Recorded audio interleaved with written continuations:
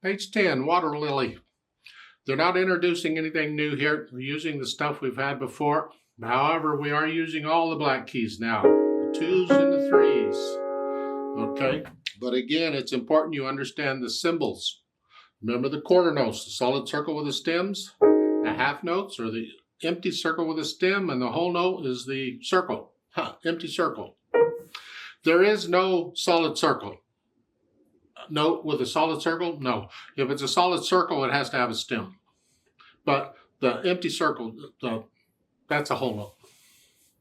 And they simply want you to play these. You're putting your right or left hand on these, and you're just using that.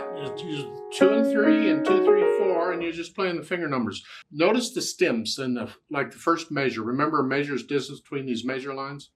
The first 2 notes, the stems go down, and the other 2 notes, stem goes up. Well, this is one of the things we use in music sometimes to tell you which hand to use to play the note. Which hand to use? Well, actually, it's your choice. You use any hand at any time.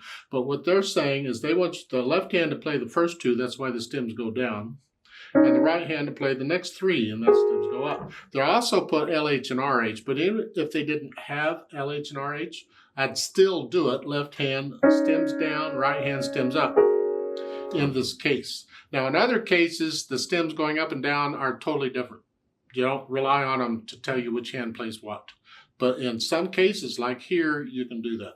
So then you're just doing that. 2, 3, 4, 1, 2, 3. Remember the counting.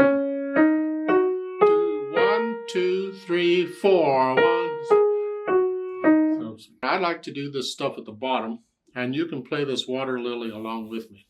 I'll give us 4 counts. Now this playing with me thing, this is another skill we learn in piano. When you're not just playing alone all the time, sometimes you're playing with other people. It might be one other person where you're doing a duet. It might be in a group where you're playing piano, and a group could be playing other instruments or singing or whatever. The point is you're not always playing alone. And this is good practice, because not only do you have to focus on what you're doing, with that, you have to listen to the group to stay with them. And you can't be hesitating anywhere. Because if I go here, so I hesitated to play that? No, you can't do that. No hesitation. It has to be a steady beat throughout. Because if you hesitate, you mess up everybody. Naughty, naughty. Nope. Got to be a steady beat throughout. So I'll give us 4 counts. Let's take it kind of slow. Well, it is slower than marked, but that's okay. 1, 2, ready, go.